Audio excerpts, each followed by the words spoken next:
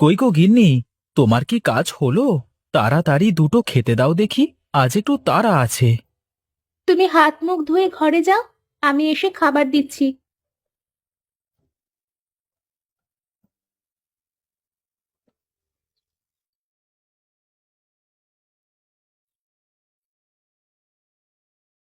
রোজ সকালে তোমার হাতের লুচি না খেয়ে গেলে সারা দিনটাই আমার কেমন যেন যায়। তা কি এত তাড়া আজ শুনি? শীতকাল চলে এসেছে গিন্নি। এখন বাজারে শীতের সবজি মানুষ বেশি খাবে। তাই তো নতুন নতুন যত সবজি উঠেছে সব সবজি দোকানে রাখতে হবে। তাহলে তো ভালোই হবে। বেশ বেশ, যাও তাহলে। কেন? তুমি কি মনে করেছিলে? না, ভাবলাম এমন ভাবে বললে হয়তো অন্য কিছু হতে পারে। কি উল্টোপাল্টা যে ভাবো গিন্নি তুমি। শোনো, এখন আমার ব্যবসা ছাড়া অন্য কোনো দিকে নজর নেই। দেখছো না, তোমাকেই ঠিক করে দেখবার সুযোগ পাই না। হয়েছে হয়েছে, নিজের গুণের কথা আর বলতে হবে না। তাড়াতাড়ি যাও, তোমার দেরি হয়ে যাচ্ছে। আমি গেলাম গিন্নি, তুমি সাবধানে থেকো। আর রাতে কিন্তু খিচুড়ি আর ডিমের মমলেট খাবো। সুন্দর করে রান্না করো কিন্তু, হ্যাঁ? ঠিক আছে, মনে থাকবে। তুমি সাবধানে যাও।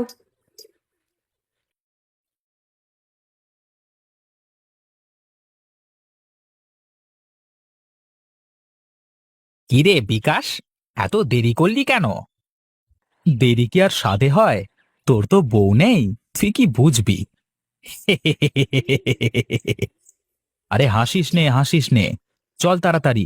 ওদিকে আবার কি হচ্ছে তা কে জানে। আচ্ছা দাদা, বিয়ে করবার চেয়ে একা থাকা ভালো না?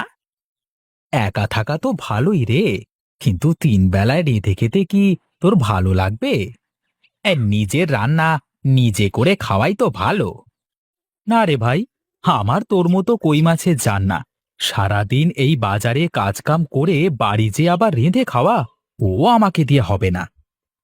তাহলে তো আমারও তাড়াতাড়ি বিয়ে করে নেওয়া ভালো গো।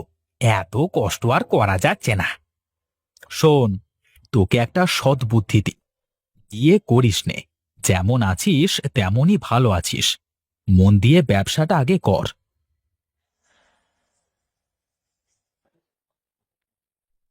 নে নে, এখন ঝটপট দোকানটা খুলে ফেল। কই, আজ তো বাজারে মানুষের তেমন চাপই দেখতে পাচ্ছি নে দাদা। আরে কেবলমাত্র আসলি, একটু বস, তারপর দেখ কি হয়।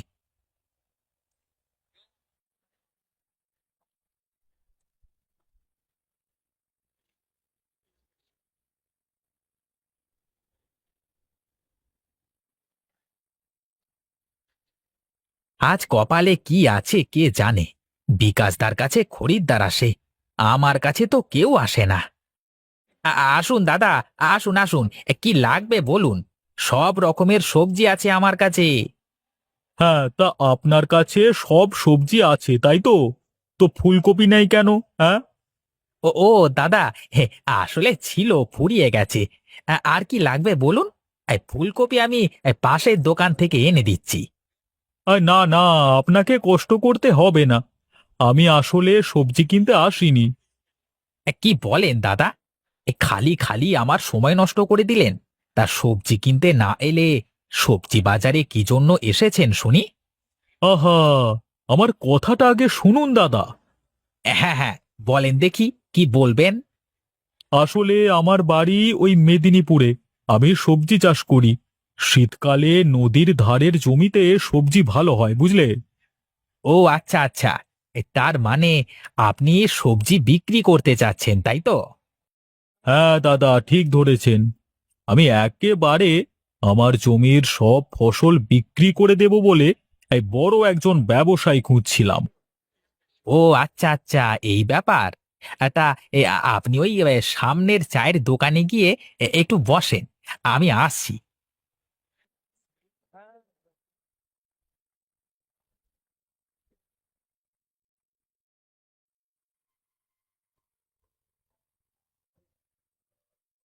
তা দাদা, আপনার ওখানে কি কি সবজি পাওয়া যাবে? জি দাদা, আমার জমিতে আমি ফুলকপি আর পালং চাষ করেছি এবার। বেশ বেশ, বাজারে বেশ ভালোই চাহিদা ফুলকপি আর পালং শাকের।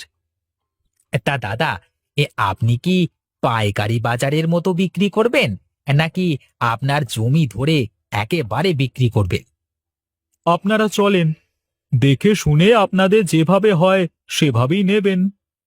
শোনেন দাদা, জমিতে গিয়ে কিন্তু ফেরত আসতে পারবো না, গেলে সব ফসল নিয়েই আসবো। ঠিক আছে দাদা, আপনারা আসেন, দাম দর করে নিয়ে আসবেন। আজ তাহলে আমি উঠি, কেমন?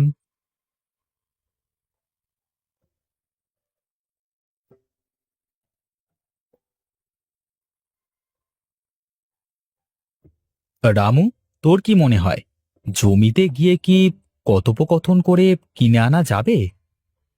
দেখে শুনে তো ভালো মানুষই মনে হলো দাদা। চলো যাই, দেখে শুনে পর্দা করে কিনে আনা যাবে। হ্যাঁ রে, বাজারে ফুলকপির খুব দাম, দূর থেকে যে কম দামে কিনে আনতে পারলে ভালো লাভ হবে। হ্যাঁ দাদা, চলো তাহলে সামনের হাট করেই যাওয়া যাক। ঠিক আছে, ওঠ এখন, চল, আর বিলটা দে তুই।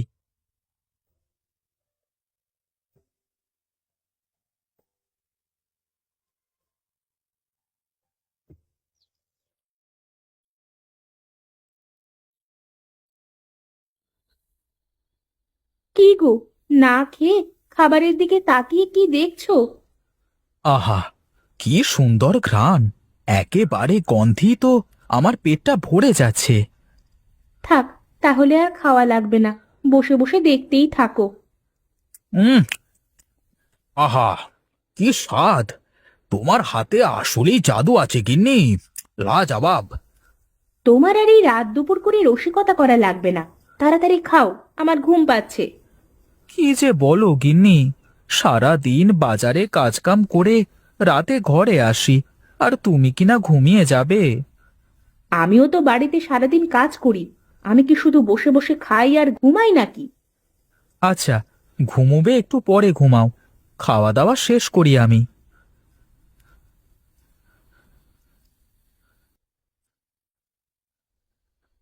বুঝেছো গিন্নি, কালকে সকালে মেদিনীপুর যাব ফুলকপি আর পালং শাক কিনতে, একদম চাষির জমি থেকে কিনে আনবো। তাহলে তাড়াতাড়ি ঘুমিয়ে পড়ো, আমি ডেকে দেব ভোরে।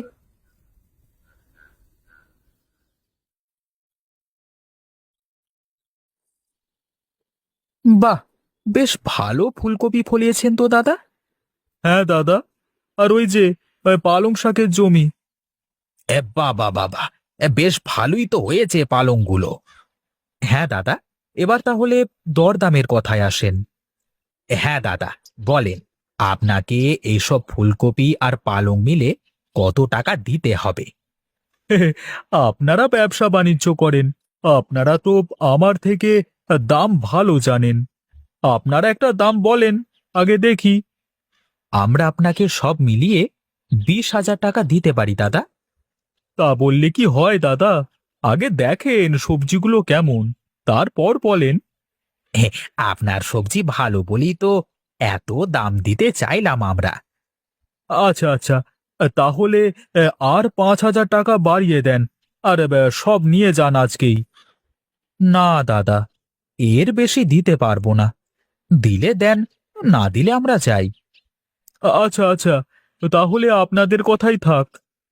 এই নেন দাদা, আপনার টাকা। রামু, এবার সব সবজিগুলো তোলা শুরু কর।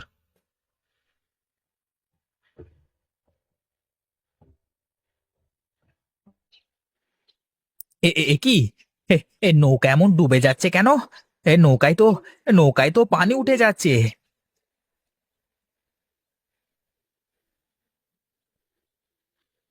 নৌকার তলানি তো ফুটো হয়ে গেছে রে রামু। তা তো ভাগ্য ভালো দাদা, কুলেই নৌকা ফুটো হয়েছে, মাঝ নদীতে হলে তো আমরাও যেতাম, আর ছালাও যেত। তাহলে এখন কি করা যায়? কালকে সকালের আগেই যে সবজিগুলো বাজারে পৌঁছাতে হবে, তা না হলে যে লস হয়ে যাবে। এখন তো নতুন নৌকা এনে নিয়ে যেতেও অনেকটা সময় লেগে যাবে। আমার মাথায় একটা বুদ্ধি এসেছে রামু। কি বুদ্ধি দাদা, বলো দেখি। ফুলকপি তো পানিতে ডোবে না, সব ফুলকপি দিয়ে একটা ভেলা বানিয়ে ভাসিয়ে একেবারে বাজারে নিয়ে যাব। বাহ, তোমার বুদ্ধির জবাব নেই দাদা। তাহলে সবজিও টাটকা থাকবে একদম।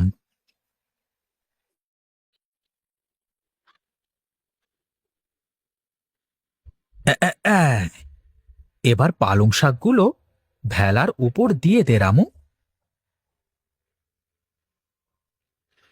ভেলাতে উঠে আয় রামু।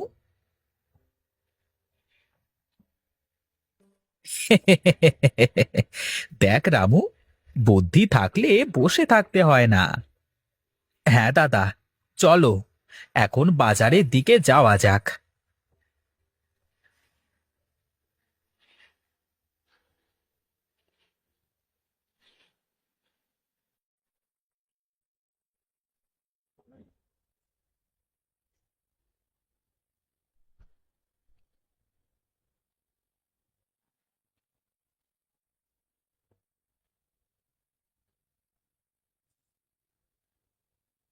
কি রে রামু, সব সবজি তো ফুরিয়ে এলো, সারা দিন তো এখনো পড়েই থাকলো।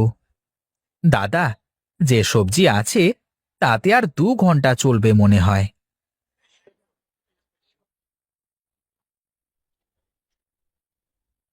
কি রে রামু, সব তো শেষ হয়ে গেল। বাজারের সেরা জিনিস হলে ব্যবসা এমনিতেই হয় দাদা।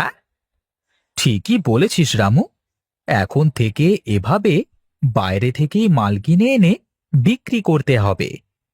হ্যাঁ, দেখলে তো দাদা, এই সবজিগুলো বিক্রি করে কি পরিমাণ লাভ হলো। হুম, বেশ ভালোই তো লাভ করেছিস। এখন চল, চায়ের দোকানে চা খাওয়াবি।